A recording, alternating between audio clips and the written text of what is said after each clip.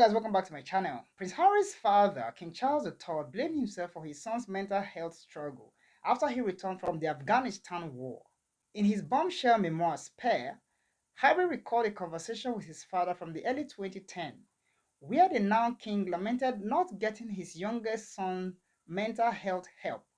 After speaking with his dad about what he has been dealing with, which he described as panic and anxiety attacks, Charles simply lowered his head and said, "I suppose it's my fault. I should have gotten you the help you needed years ago."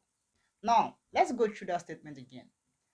First, I want us to check this statement after speaking with my dad about what I have been dealing with.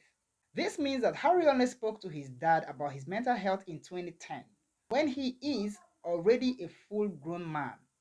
He didn't speak about it when he was much younger. He only spoke about it when it could be assumed that he's a grown man already and he is capable of dealing with his own problems. He testified against himself when he said that his father lowered his head and said, "I suppose it's my fault. I should have gotten you the help you needed years ago." His father was not happy about the condition of his son. He even blamed himself for it, even when it is clearly not his fault. King Charles is a great father from what Harry has said, so you would not tell me that after blaming himself he did nothing to help his son. I'm sure he did. I'm sure King Charles did something about it. Prince Harry would not mention that, but he did something about it to help his son at the time. The bombshell book have further isolated Prince Harry and his wife Meghan Markle from the royals. Harry, who left the royal family with his wife Meghan Markle in 2020, told his dad it wasn't his fault. Following Harry's confession, Charles sent him to a doctor, but the doctor wasn't much help. Harry said that the doctor wanted to prescribe pills, of which he didn't want to take the pills. The ex-royal exhausted all other remedies, including homeopathic ones, and eventually turned to magnesium. I would say that Prince Harry didn't need help, or probably he preferred magnesium to the pills the doctor wanted to prescribe. He didn't want to take the pills, yet he took magnesium. King Charles should stop blaming himself. He tried his best. His son rejected his help, so it wasn't actually his fault. Elsewhere in the memoir, Harry reflected on his mother's death and how his father treated him in the wake of the family's devastating loss. He said, "My dad didn't hug me. He wasn't great at showing emotions under normal circumstances. How could he be expected to show them in such a crisis?"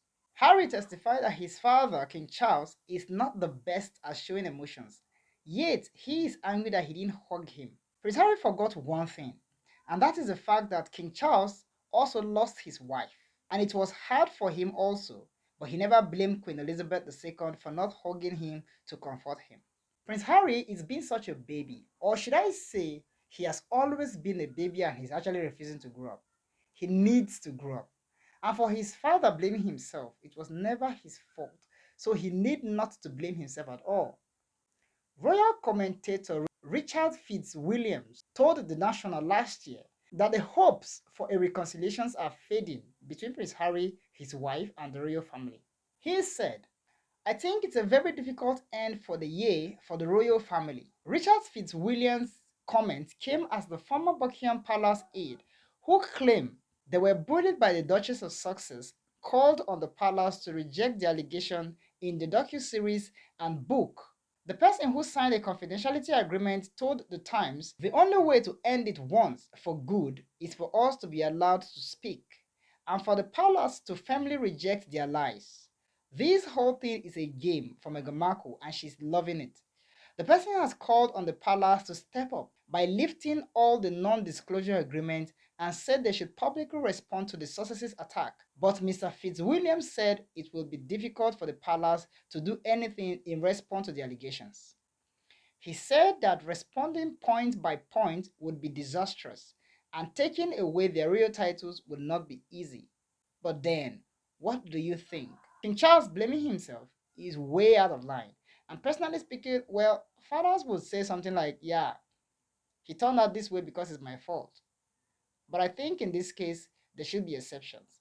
However, it's just my opinion. Let me know what you think in the comments and see you in the next video.